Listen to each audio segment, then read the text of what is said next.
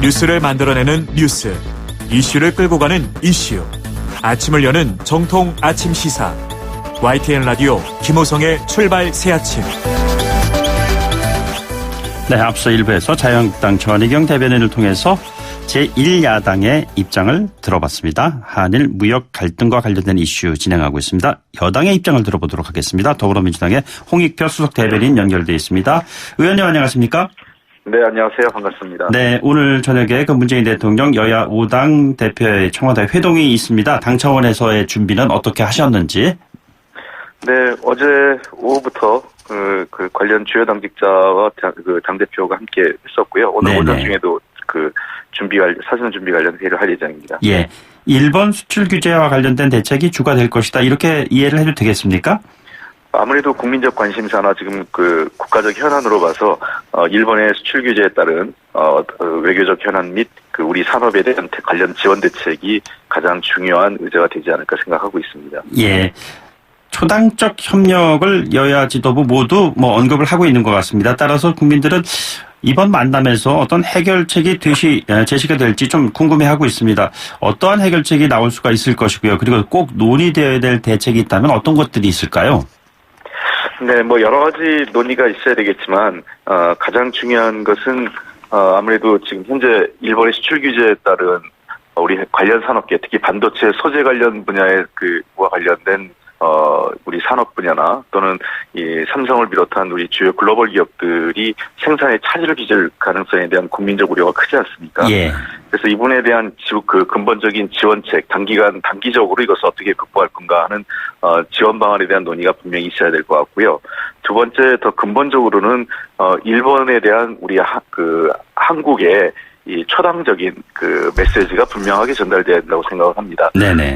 일부 언론을 통해서라든지 또는 여러 가지 우리 국내적 정치적 상황으로 인해서 일본에 대한 메시지가 다소 분산된 듯이 비춰지는 것이 도리어 일본 정부에게 힘을 주는 듯한 인상을 줄 수 있기 때문에 네네. 이번에 청와대 회동을 통해서 각 당이 함께 공동의 메시지를 보낸다면 보다 일본 정부에게 이번 사안에 대한 엄중함과 우리가 받아들이는 심각성을 전달할 수 있지 않을까 생각합니다. 예, 지금 일본에게 건네게 될 초당적인 메시지 말씀을 하셔서요.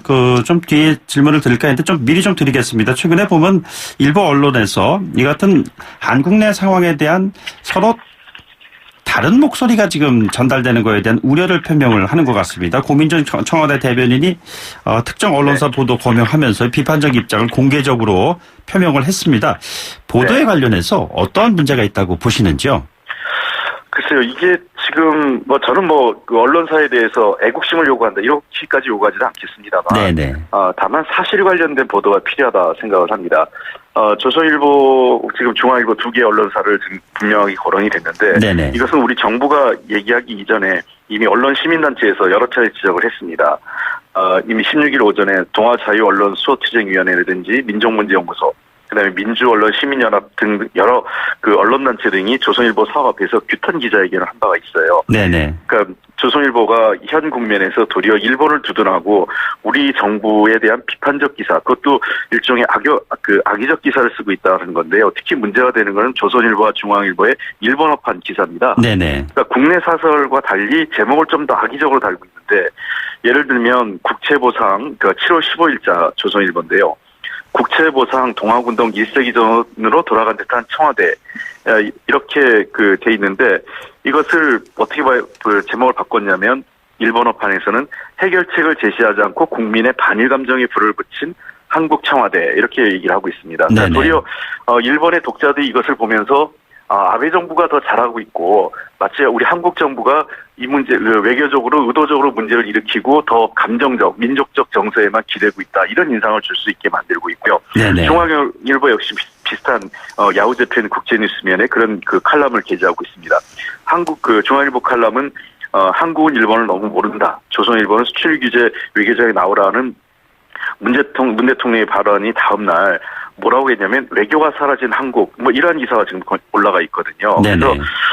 그래서 특히 중앙일보는 닥치고 반일이라는 우민화 정책, 이런 칼럼까지 올리고 있어요. 일본어판으로요. 예. 이것은 최소한의 사실관계조차 호도하는 측면이 있다는 측면에서 매우 심각한 상황이라고 생각합니다. 예, 근데 바로 앞에서 인터뷰를 진행했었던 전희경 그 한국당의 대변인 같은 경우에는 예를 들자면 이 같은 그 특정 언론사에 대한 문제 제기가 너희는 찍혔어. 이런 프레임에 가둬놓는 언론 자유를 침해하는 것이다라는 그런 유지의 얘기를 했습니다. 이 부분은 어떻게 생각하십니까? 저는 그런 발상에 전혀 동의할 수 없습니다. 이 문제는 근본적으로 좀 살펴봐야 되는데, 그럼 청와대가 뭐 특정 언론사 이름을 안 하고 이러한 언론에 문제가 있다라고 지적하면 문제가 없는 건죠. 저는 문제가 된다면 청와대가 이런 발언을 한 것 자체가 문제냐 아니냐로 논의를 해야지. 네네. 특정 언론사를 거론했다로 뭐 문제가 된다 아니라 이건 잘못이라고 생각을 합니다. 실제로 잘못이 된 언론을 분명히 얘기해서 그 언론과의 문제를 공개적으로 제기하는 것이 맞는 거지, 과거 박근혜 정부와 같이 뒤로 거래를 하거나 언론사하고 또는 언론사에 대해서 부당한 어떤 이 압력을 비공개적으로 그 뒤에서 하는 것 자체가 문제이지, 공개적으로 논의하는 건 문제가 아니라고 생각을 합니다. 거꾸로 저는 일부 언론에서 얘기하는 것처럼 특정 언론사를 거론하는 것은 좀 문제가 있다라는 다른 언론사의 보도가 좀 나오고 있는데, 저는 그거야말로 일종의 언론사 내부의 침묵의 카르텔이라고 생각을 합니다. 마치 정치권에서만 서로 봐주기, 담합이 있다고 생각하는데, 저는 언론사 내부적으로도 이런 침묵의 카르텔과 담합도 저는 역시 동일한 문제가 있다고 생각을 합니다. 어떤 언론의 논조가 결국에는 여론을 통해서 걸러지면 되는 것이 아니냐라는 그러한 생각을 갖고 있는 사람들도 꽤 많은 것 같습니다. 굳이 정부 쪽에서 이 같은 비판적인 논평을 하는 것이 옳으냐 하는 지적이 있죠. 어떻게 생각하시는지요? 저는 그렇게 생각하지 않습니다. 저도 여러 차례 특정 언론을 분명히 지적하면서 대변인 브리핑을 한 적이 있었고요. 네네. 저는 그것이 분명하게 서로의 입장을 전달하는 거라고 생각을 합니다. 약간 눈 가리고 아웅식으로 언론사에 대해서 거론하지 않은 분에 인해서 서로를 피해간다는 것은 약간 좀 저는 도리어도 그런 것이 위선적이라고 생각을 하고요. 네네. 정부가 공개적으로 역시 마찬가지라고 생각을 합니다. 언론도 자기 입장을 공식적으로 이 검증받는 것이고요. 여론을 통해서 정부 역시 분명하게 입장을 밝히면서 여론의 검증을 받는 것이라고 생각을 합니다. 네네. 보이지 않는 속에서 서로 거래하거나 담합하거나 또는 부당하게 압력을 행사하는 게 문제지, 만약에 우리 정부가 또는 우리 여당에서 언론사에 전화를 하거나 부당하게 압력을 가했다, 이것은 문제가 되겠죠. 그러나 저는 그렇지 않고 공개적으로 얘기하는 것은 서로 간에 공개적으로 이 문제는 공론화시켜서 논의할 수 있다는 측면에서 언론 자유의 침해가 아니라 정상적인 서로 간의 의견 수렴이고 여론 형성 과정이라고 저는 생각을 합니다. 알겠습니다. 그렇다면은 문재인 대통령의 일본 경제 보복 조치 이후에 대일 강경 발언 기조라는 표현은 사실 대일 강경 발언 기조라기보다는 정부 측의 강한 입장 표명, 이렇게 지금 해석을 해도 되겠습니까? 그래서 그것도 마찬가지입니다. 강경 발언이라고 하는데 어디서도 저는 대통령의 강경 발언이라고 볼 수 없습니다. 굉장히 차분하고 담담하게 우리의 입장을 밝혔고, 그다음에 준비를 해야 된다는 것을 강조하신 거지, 마치 이것을 강경기조라고 해서 우리 정부가 무슨 감정적으로 대화하는 것 듯한 인상을 주는 것도 저는 동의할 수 없는데, 어쨌든 이번에 대통령의 입장으로서는 포괄적으로 이 문제가 단순히 촉발된 것은 한일 간의 과거사, 특히 강제징용 노동자 문제로 시작됐지만, 궁극적으로 보면 동아시아 지역에서의 어떤 경제 질서, 그리고 새로운 산업에 대한 미래에서의 한일 간의 경쟁을 다 내포하고 있다는 측면에서 이번 기회에 우리가 정말 한번 전화위복의 계기로 삼아야 된다. 대일본 대일본에 대한 산업 의존, 경제 의존도를 낮추고 수출 다변화라든지 어떤 무역 다변화 또는 국내 산업에 대한 육성을 통해서 자금률을 높이는 쪽으로 근본적인 대책을 마련할 필요가 있다는 측면에서는 매우 적절한 지적이었다고 저는 생각을 합니다. 예, 외교적 노력을 통한 해법을 추구한다는 측면에서의 특사 파견 문제 같은 것은 어떻게 돼야 한다고 보시는지요? 저희들은 언제든지 대화를 통해서 문제를 풀어야 된다는 생각에 변함이 없습니다. 그러나 다만 그 문제는 시점이 있다고 생각을 하는데요.